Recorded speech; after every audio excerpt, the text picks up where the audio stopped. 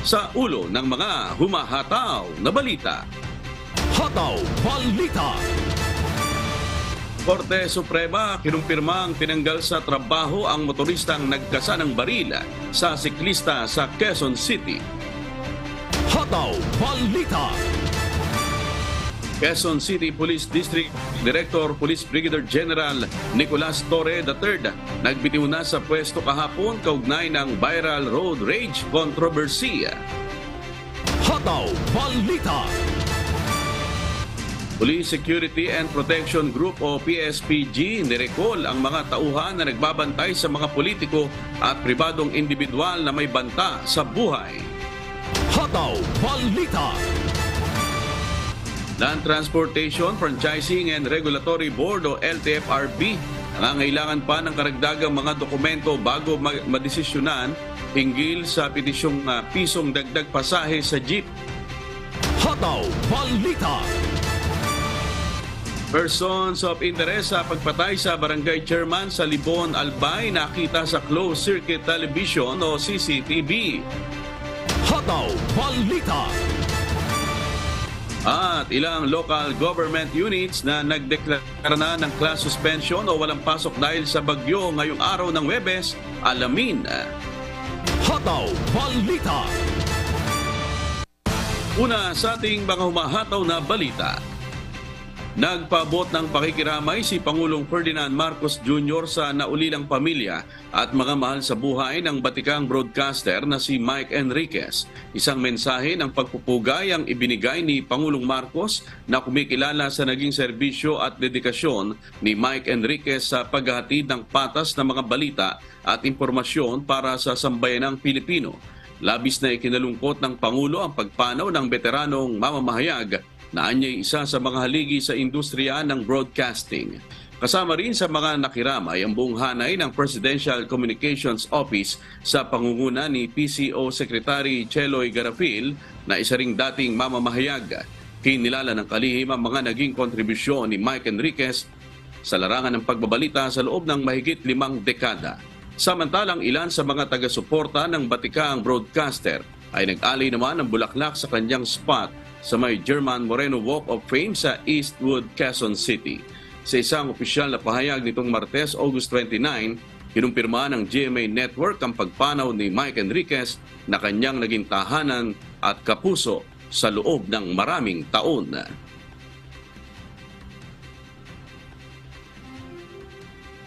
Hataw Balita.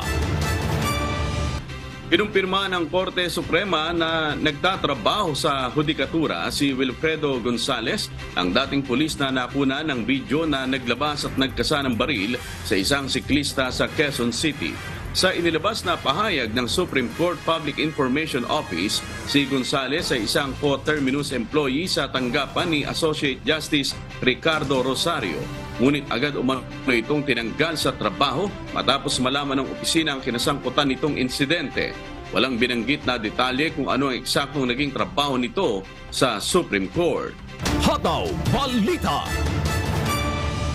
Nagbitiw na sa pwesto kahapon August 30 bilang direktor ng Quezon City Police District o QCPD si Police Brigadier General Nicolas Torre III.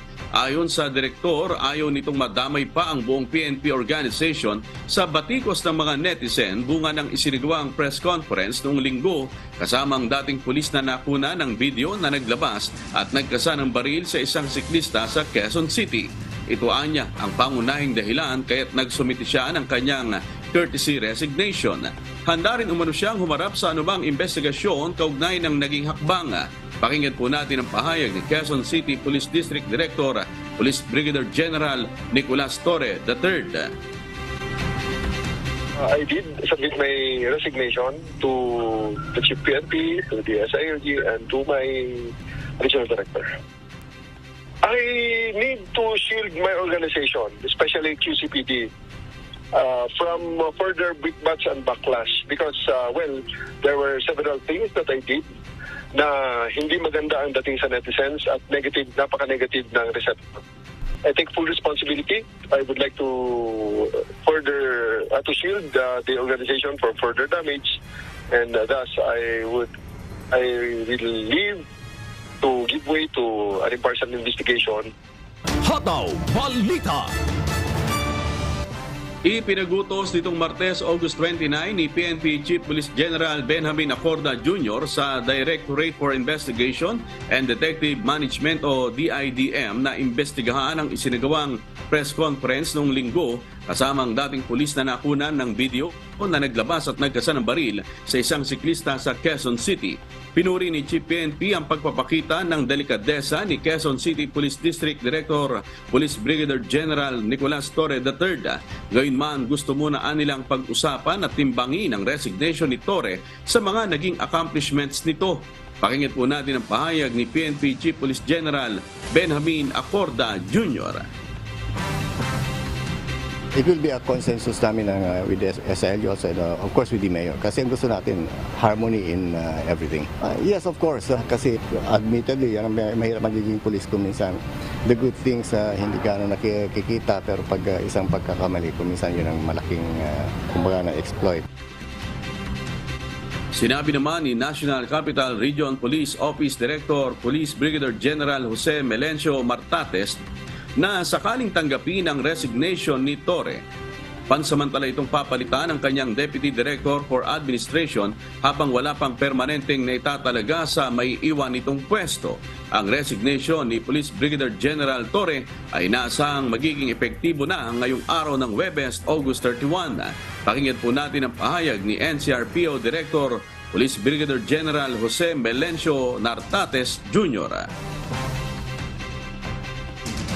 I will put an OIC dun sa district. Kung sino OIC dun. So, most probably may DRT as caretaker.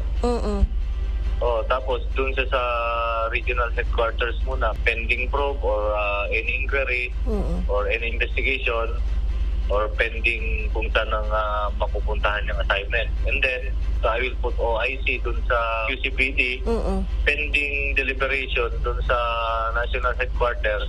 So, sino ilalagay nila at permanent OIC or choice of the chief PNP. Hataw Balita. Dahil sa paganda para sa Barangay at Sangguniang Kabataan Elections o BSKE, nirecall na ng Police Security and Protection Group o PSPG ang mga tauhan na nagbabantay sa mga politiko at pribadong individual na may banta sa buhay. Ayon kay Director Police Colonel Rogelio Simon, nasa 468 ang kanilang nirecall bilang pagsunod sa Commission on Elections on COMELEC Resolution. Tuwing panahon niya ng halalan, ang COMELEC ang mag-aaproba kung sino ang dapat nabigyan ng police security. Sa ilalim naman sa training ang mga pulis na pansamantalang nirecall. Pakinggan po natin ang pahayag ni Director Police Colonel Rogelio Simon. Itong mga nirecall natin, they will be subject for refresher courses, may mga set of activities tayo. Yung iba naman will be magkakaroon kami ng realignment sa security detail for the election duties namin kasi definitely may mga talagang hindi nababalik sa kanila. Ayon kay Simon, nasa 90% na ng mga protectee ang nag-apply sa COMELEC sa ngayon para bigyan sila ng protective security personnel. Hataw Balita. Nangangailangan pa ang Land Transportation, Franchising and Regulatory Board o LTFRB ng karagdagang mga dokumento bago madesisyonan kung aaprubahan ba o hindi ang petisyon hinggil sa pisong dagdag pasahe sa jeep. Sa isang panayam, sinabi ni LTFRB Executive Director Robert Peig na hindi pa nila inaaprubahan ang pisong fare hike petition dahil kinakailangan pang maisumite ng transport groups ang ilang mga dokumento. Gayunman, hindi na binanggit ng opisyal kung anong mga dokumento ang kanilang ipinasusumite. Nauna nang naghain ng petisyon ng grupong Pasang Mazda, Altodap at Acto upang humiling ng 5 pisong dagdag sa minimum fare sa jeep at piso sa kada susunod na kilometro ng biyahe na uutay-utayin ang implementasyon. Hataw Balita. Aprobado na ng Department of Budget and Management o DBM ang hiring ng nasa 5,000 non-teaching personnel para sa Department of Education o DepEd. Paliwanag ng DBM, layo ng gagawing pagtanggap sa non-teaching na tauhan na matulungan ang mga guro sa iba pa nilang mga trabaho. Kabilang sa mga i-hire ang 3,500 Administrative Officers 2, 1,500 Project Development Officer 1. Ayon sa DBM, ide-deploy ang mga ito sa iba't ibang public schools sa Cordillera Administrative Region, Caraga, National Capital Region at iba pang mga rehiyon. Sa ilalim ng Fort Trans, monthly salary schedule for civilian personnel aabot sa 27,000 pesos ang basic salary ng AO2 at PDO1 na kapwa pasok sa salary grade 11. Hataw Balita. Samantala, may sinusundan ng lead ang Binong Special Investigation Task Group o SITG ng Philippine National Police o PNP Region 5 sa 2 persons of interest na nakuna ng closed circuit television o CCTV sa pamamaslang sa kakandidato sanang barangay chairman San Libon, Albay. Pamahalaang panlalawigan hihilingin kay Pangulong Ferdinand Marcos Jr. na isailalim sa red alert status ang kanilang bayan bunsod ng insidente. At mula sa Albay, si Jerry Galicia, Humahataw Live.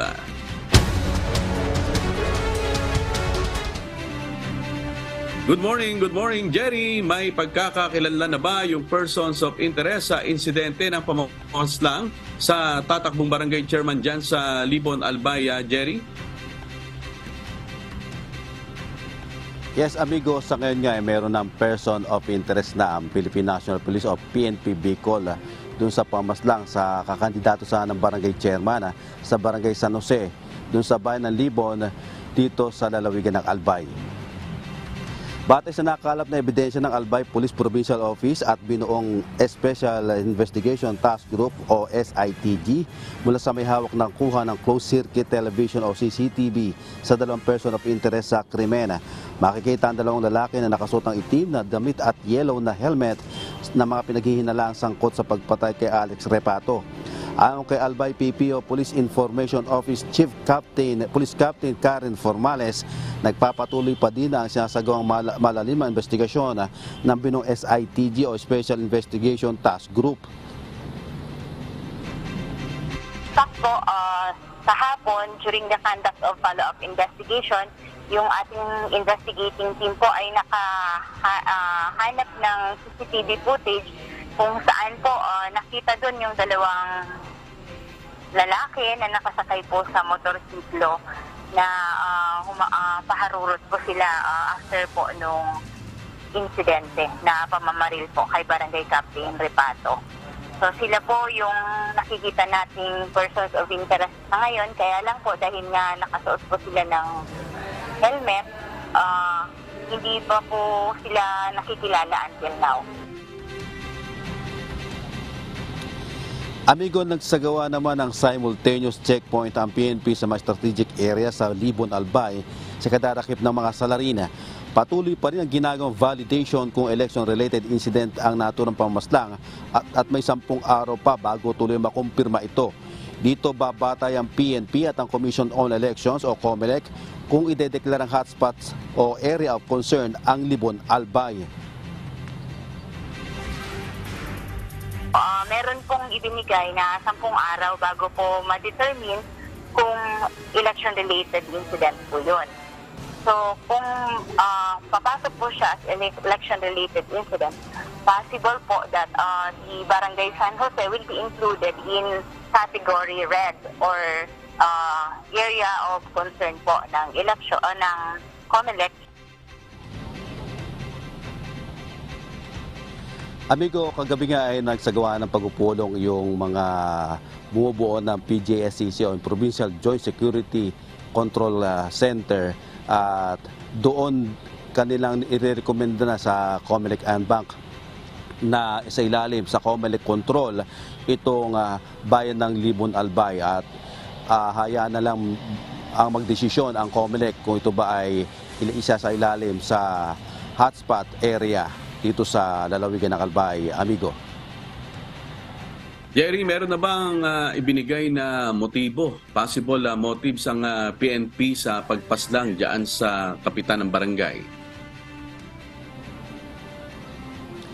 Amigo, ayon sa ating pakipag-ugnayan dun sa kay Police Captain Karen Formales, ang spokesperson ng PAPO Albay, ay wala pang pagkakakilanlan yung dalawang person of interest na nakita doon sa CCTV camera. Kaya nagsasagawa pa rin sila ng malalimang investigasyon para nga ito ay matukoy kung sino itong mga salarin na ito. Amigo. Alright, maraming salamat Jerry Galicia, nag-uulat ng live mula sa Albay. Hataw Balita. Albay Provincial Government planong ilagay sa red alert status ang bayan ng Libon sa Albay dahil sa mga nangyaring pamamaslang sa mga kandidato ng barangay at sangguniang kabataan elections. Si Brian Baldarahe, humahataw. Hataw Balita.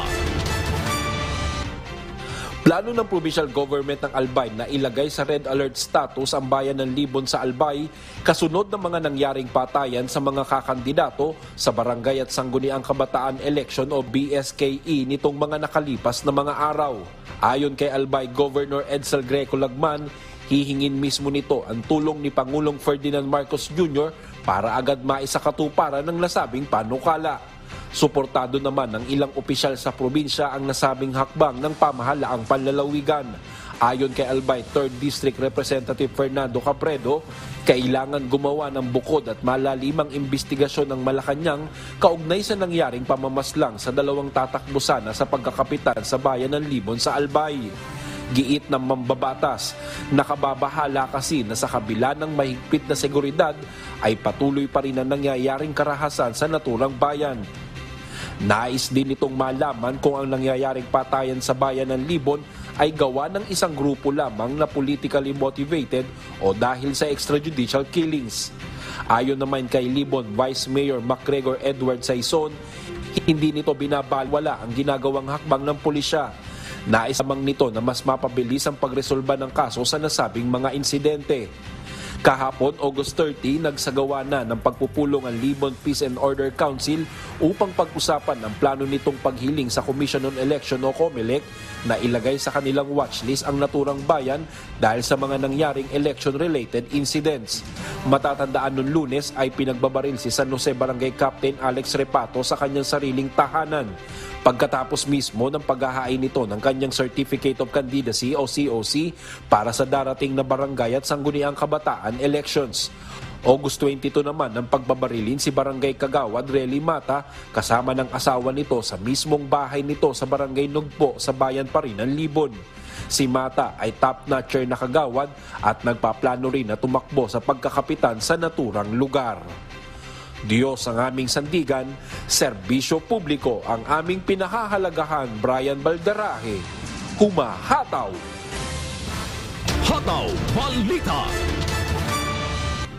Inamin ng Department of Human Settlements and Urban Development o DHSUD na malaking hamon ang paglalaan ng pondo para sa rehabilitasyon ng Pasig River. Ayon kay DHSUD Secretary Rizalino Acuzar, kailangan nilang pag-aralang mabuti ang pondo at kung saan ito huhugutin. Batay sa Executive Order No. 35 ni Pangulong Ferdinand Marcos Jr., binibigyan ng kapangyarihan ng Interagency Council for the Pasig River Urban Development na tumanggap ng grants, contributions, donasyon, gifts in cash mula sa local at foreign sources para sa implementasyon ng plano sa Pasig River. Ang pangunang pondo naman para sa implementasyon ng kautusan ng Pangulo ay sasama sa panukalang budget ng mga kinauukulang ahensya. Ang DHSUD ang nagsisilbing chairperson ng naturang Interagency Council. Pakinggan po natin ang pahayag ni DHSUD Secretary Rizalino Acuzar. Ngayon, ang hirap ito, yung funding talagang aaralin mo yung pondo. Siyempre, uusap tayo sa lahat ng pwedeng magbigay ng pondo, yung private sector, pangalawa, yung mga kongreso. Nasa planning stage kami po ngayon. At for the meantime, nagagawa kami ng showcase para mapakita at makita namin ano po talaga ang tunay na mangyayari dyan sa Pasig River. At the same time, parallel program yan. Habang ginagawa mo yung plano, meron ka nang umimpisahan. Numpisahan mo na yung housing, numpisahan mo na rin paglilinis sa estero. Hataw Balita. Nagdeklara na ng class suspension o walang pasok ang ilang local government units ngayong araw ng Huwebes, August 31. Batay sa anunsyo ng mga lokal na pamahalaan, walang pasok sa lahat ng antas sa public at private schools sa mga lalawigan ng Abra at Ilocos Norte, sa mga bayan ng Buguey at Claveria sa Cagayan Province, sa Bamban, Tarlac, ilang mga barangay ng Rizal, Nueva Ecija, sa bayan ng Sual sa Pangasinan at sa Bacolod City. Wala namang pasok ang lahat ng antas sa pampublikong paaralan sa Apari, Cagayan. Samantala, wala naman pong pasok ang mga estudyante sa Baguio City at bayan ng Tuba sa Benguet mula preschool to senior high school sa lahat ng pampubliko at pribadong paaralan. Ang mga nabanggit na class suspensions ay dulot pa rin ng epekto ng bagyong Goring. Hataw Balita.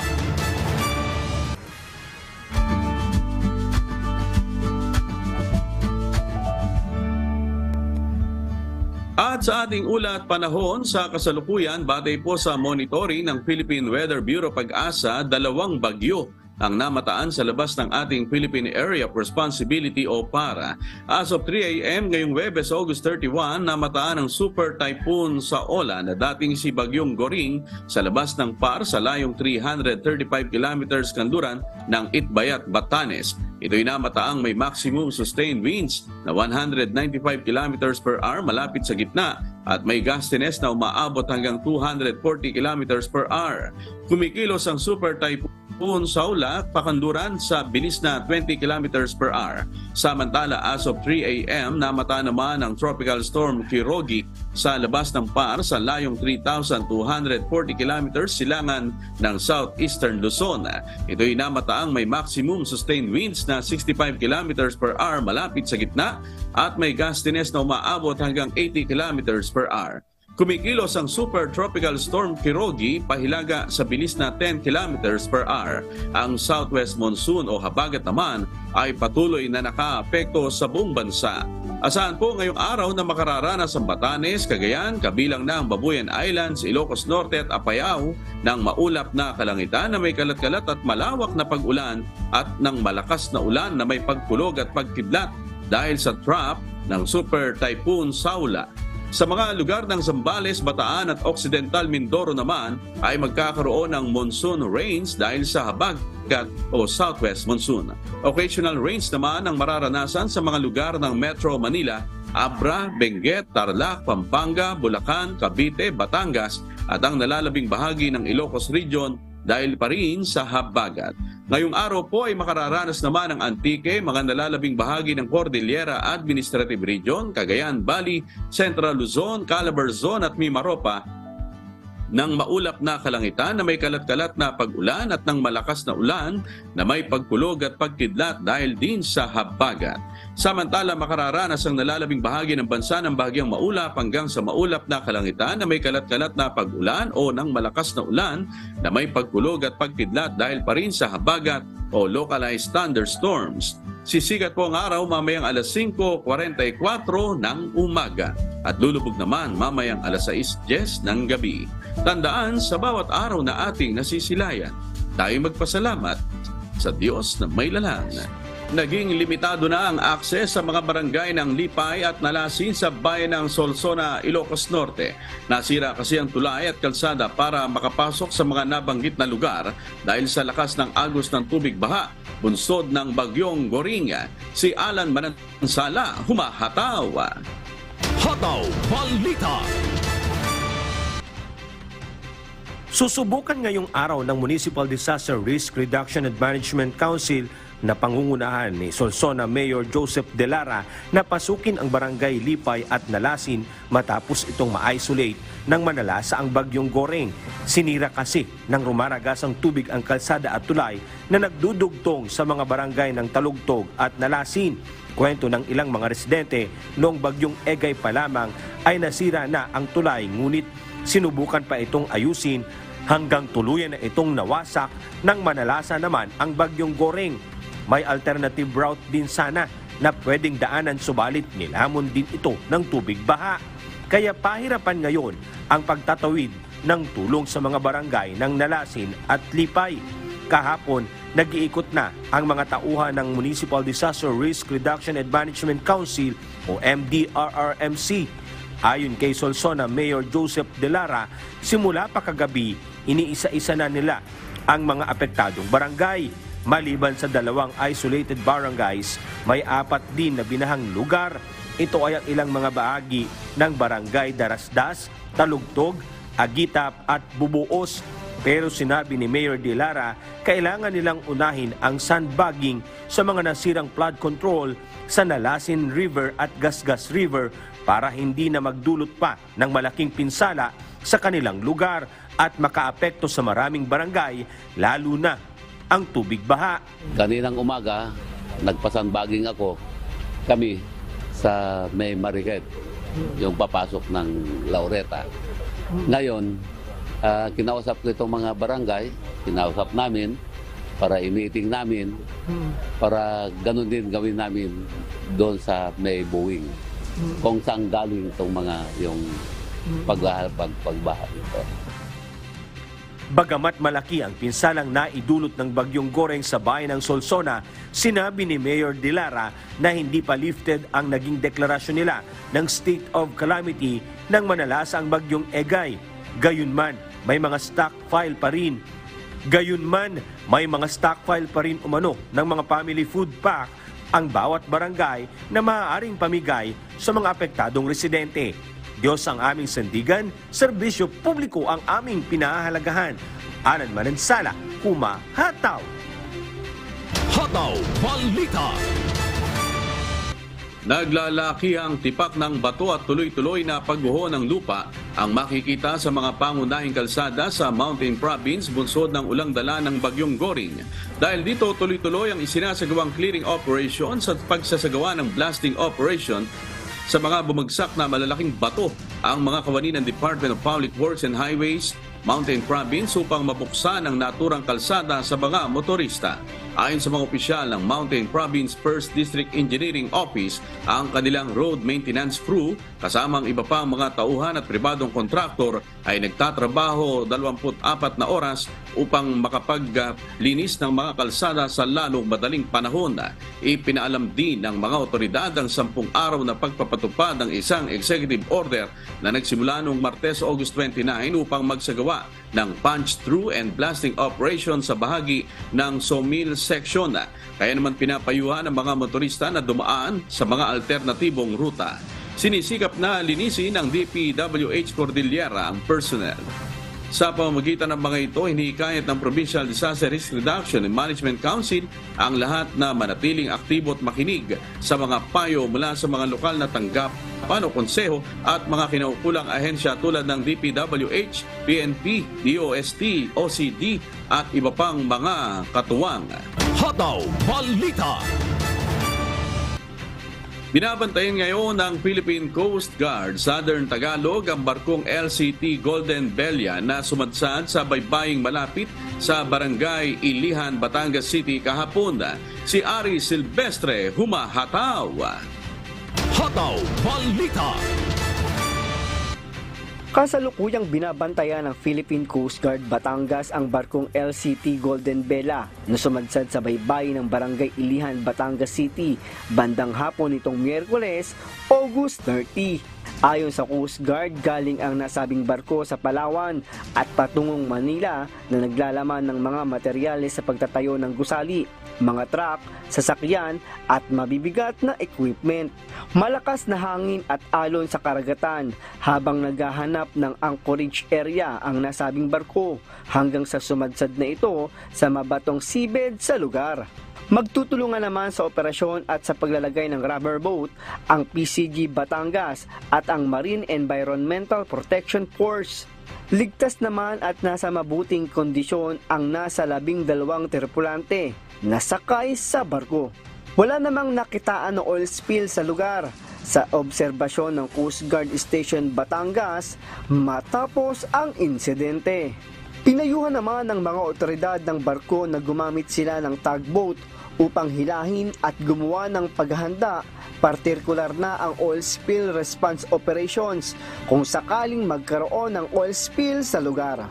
Diyos ang aming sandigan, serbisyo publiko ang aming pinahahalagahan. Ari Silvestre, humahataw! Hataw Balita. Wala pang nakikitang bakas ng langis ang Philippine Coast Guard Southern Luzon sa Calatagan, Batangas matapos lumubog ang isang fishing vessel noong August 27. Ngunit paglilinaw ng PCG, walang malaking banta ang diesel oil na tumagas mula rito. Si Benedict Samson, humahataw. Hataw Balita. Hindi tulad sa nangyari sa oil spill incident mula sa labubog na oil tanker sa Nauan Oriental Mindoro nitong Pebrero, ikinukonsidera ng Philippine Coast Guard o PCG na walang malaking banta sa kalikasan ang tumagas na diesel mula sa labubog na fishing vessel na Anita DJ2 na lumubog tinatayang 7 nautical miles ang layo sa karagatang sakop ng Barangay Bagong Silangan sa bayan ng Calatagan, Batangas nitong Linggo, August 27. Ayon kay Coast Guard District Southern Luzon Commander, PCG Commodore Jeronimo Tobilla, madali umanong mag-evaporate ang marine diesel oil lalo na kapag naaarawan. Sa pagpapatrolya ng mga tauhan ng PCG sa dalampasigan sa bayan ng Calatagan, wala pa silang nakikita na bakas ng langis na napadpad sa pampang. Nagpaalala naman ng PCG na kagad i-report sa kanila kung may makikitang bakas ng tumagas na langis. Kaugnay ng pinangangambahang pagkalat ng langis sa dalampasigan, namahagi ang Office of the Civil Defense o OCD Calabarzon ng nasa 500 kahon ng absorbent pads mula sa Department of Environment and Natural Resources o DENR na kanilang magagamit sa paglilinis ng oil spill. Diyos ang aming sandigan, serbisyo publiko ang aming pinahahalagahan. Benedict Samson, humahataw! Hataw Balita.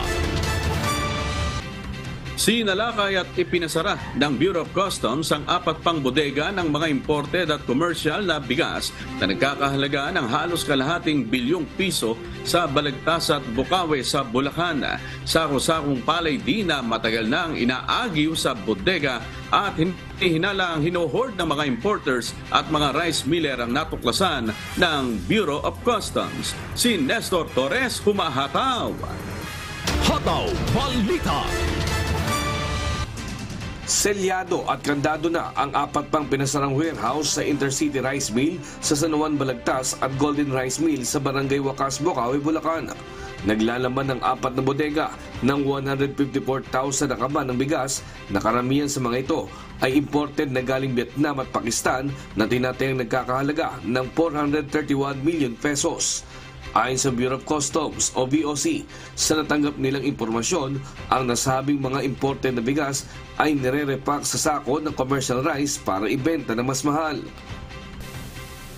O yung imported nakita mo natin modus na nililipat nga ako sa sako na may local label, which kumikita nga raw sa estimate nga ho natin na sa 30 to 80 to 100 pesos lang. Pero base ho doon sa sinasabi ho ng mga nakakausap natin, 100 to 200 per sack ang kanilang kinikita pag nakalagay na sa commercial local rice po. Pero itinanggi ito ng manager ng ipinasarang warehouse. Anya, 38 pesos lang per kilo ang kanilang bigas at hindi sila nagtaas ng presyo. At dahil gano'n po mataas ang buwan natin sa Vietnam, hindi po natin bili para may Napatunayan ngayon ng Bureau of Customs na hindi kulang ang supply ng palay sa bansa. Sa pagigot nila dito sa Gold Rush Intercity Rice Mill sa Balagtas, Bulacan, tumambad sa kanila ang nasa 60,000 sako ng palay na umani nagkakahalaga ng 88 million pesos na tinatago o iniipit sa loob ng 4 na buwan. First time po natin nakita may nagtatagong ganito karami yung palay. Kadalasan nung nakita natin mga warehouses, ang naka-imbak po doon, mga bigas talaga. Ito ho, palay. At sinasabi ko kasi nila, mas madali talagang mabulok pag nakiskis na, naging bigas na. Hindi kagaya po ng palay pa lang, mas matagal ang lifespan niya kung i-stock lang. Kaya naginigiling na lang nila pag may order na. Pero tingin natin, iniipit lang muna nila hanggat tumaas ang presyo. Kaya ating imbestigahan talaga kung bakit ganito karaming palay. lahat ng ipinasa ng warehouse ay babantayan ng mga otoridad. Sa loob ng 15 araw na palugit ay dapat maipasa nila ang permit na dokumento na magpapatunay na sila'y otorisadong magbenta ng imported rice. Within 15 days to present the proof of payment of duties and taxes on the imported goods. At sinselyuhan po sila para lang masecure po muna at hindi mabawasan. Pag wala akong documents na mapapakita, siguradong issuean po ito ng warrant of seizure and detention. At pag ito po ay nakumpiska at na-forfeit in favor of the government, after dumaan po sa due process, ito po ay idodonate naman sa Department of Agriculture or sa DSWD po.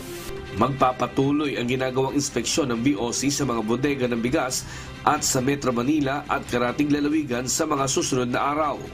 Kasunod ito ng direktiba ni Pangulong Ferdinand Marcos Jr.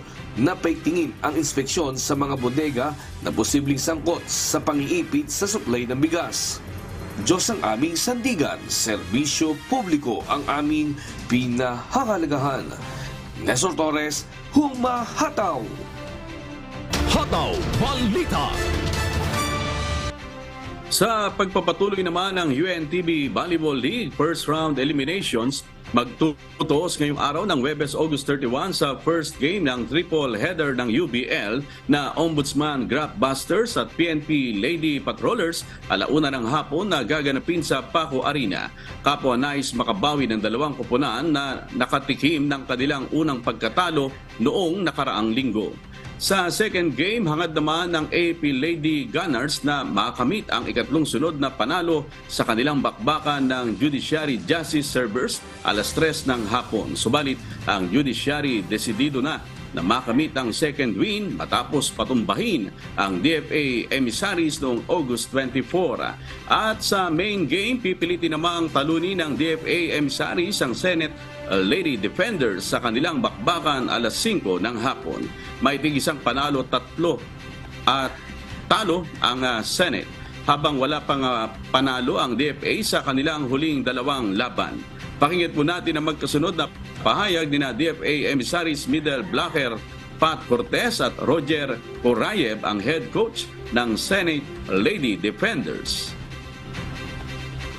The whole team is trying to give their best para mas ma-improve pa namin yung skills, yung teamwork namin with each other. So siguro yon yung kumpiyansa sa isa't isa, tiwala na we can do this. Sa lahat ng volleyball fans, manood kayo dito sa UNTV palagi. Para naman meron namang iba kayong pinapanood, hindi lang yung mga professional league, may ibang mga liga pa. Sa mga sumusuporta sa Senate, maraming salamat sa inyong lahat. Hataw Balita! At para naman po sa mga nag-aabang pa ng klase ng suspension ngayong araw, nagdeklara na rin po ng walang pasok o level sa public at private schools sa buong lalawigan ng Rizal, sa lungsod ng Malabon, lungsod ng Maynila, Navotas City, Marikina City at sa Caloocan City. Sa Quezon City po ay walang pasok ang kinder to senior high school, public and private. Ang mga anunsyo ng class suspension ay dulot pa rin po ng patuloy na pagbuhos ng malakas na ulan. Hataw Balita! At day 14 na po o huling gabi na po ng mass indoctrination ng MCGI mamayang 7:00 po ng gabi Philippine Standard Time sa official MCGI social media accounts. Kabilang po ang MCGI channel, ang official YouTube channel ng Members Church of God International. Patuloy rin po namin kayong inaanyayahan na makiisa sa Global Prayer for Humanity tuwing Lunes hanggang Biyernes 9:30 ng gabi. Ito po ay naka-stream ng live sa lahat ng MCGI social media accounts. Ang Global Prayer for Humanity ay bukas po sa lahat, anuman ang inyong relihiyon o lahi. At sa aming ibabahaging mga salita ng Diyos na ating sandigan, mula sa Kawikaan, Kapitulo 18, Talatang 1. Ang humihiwalay ay humahanap ng sarili niyang nasa at nakikipagtalo laban sa lahat na magaling na karunungan.